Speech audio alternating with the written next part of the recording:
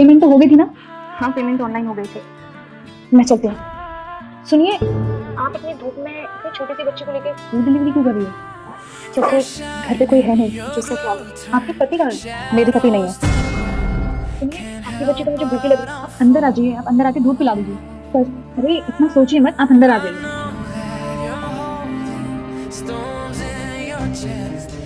वैसे मुझे आपकी लाइफ में इंटरफेयर तो नहीं करना चाहिए था, लेकिन मैं पूछ सकती हूँ कि पापा के साथ हुआ कैसे?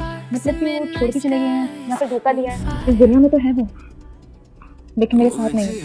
इतना साथ दिया, इतना प्यार किया, फिर शादी की, लेकिन आज वो मेरे साथ नहीं।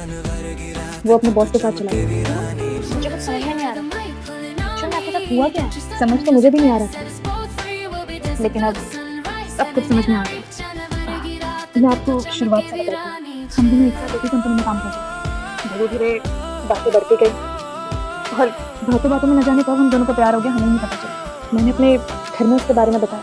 हमारी शादी उसके बहुत बड़े बड़े सपने थे। उसका सपना था कि वो गवर्नमेंट जॉब करे, लेकिन हमारे पास अपने पैसे नहीं थे, इसलिए मैंने जॉब ज्वाइन कर लिया ताकि वो पढ़ लिख सके। और इसी बीच हमारी जिंदगी में हमारी बच्ची है। सब कुछ एकदम अच्छा चल रहा था।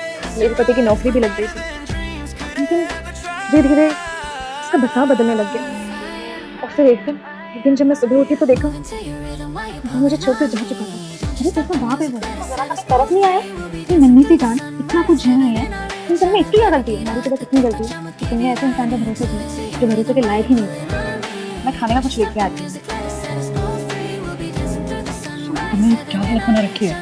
तुम्हें क्या ही फर्क पड़ता है हमारी जिंदगी से? चलो मान लिया कि तुम मुझसे प्यार नहीं करते। लेकिन अब आगे जो हुआ वो देखने से पहले ए मेरे अल्लाह उस इंसान के माँ बाप को हमेशा सलामत रखना जो इस प्यारी सी फोटो को लाइक करके चैनल को सब्सक्राइब करें और कमेंट में अल्लाह लिखें। लेकिन रुस्तम, तुम क्या अपने बच्चे से भी प्यार नहीं करते थे? तुम्हारी जाने के बाद मैं तो डिप्रेशन में चली गई थी। मुझे कुछ समझ नहीं आ रहा था कि मैं क्या करूं। 2-3 बार मैंने खुद को खत्म करने की सोची, लेकिन बस अपने बच्चे की शक्ल देख कर रुक गई। सुमन, मुझे माफ कर दो। मैं माफी के लायक तो नहीं हूँ, लेकिन हो सके तो मुझे माफ कर देना।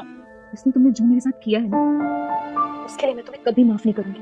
और हाँ, तुम मेरे तो नहीं हो, लेकिन आई होप उस इंसान के जरूर बन जाएंगे, क्योंकि वो तुम पर बहुत भरोसा करता है। खुश रहना। मुझे तो सुनो, मुझे इस बच्चे को अपने गले से लगाना है। तुम भी इस पर से अपना हाथ खो दो। कभी भी किसी को धोखा देने से पहले एक बार जरूर सोचना कि जो आपसे प्यार करती है उस इंसान पर क्या बीतेगी।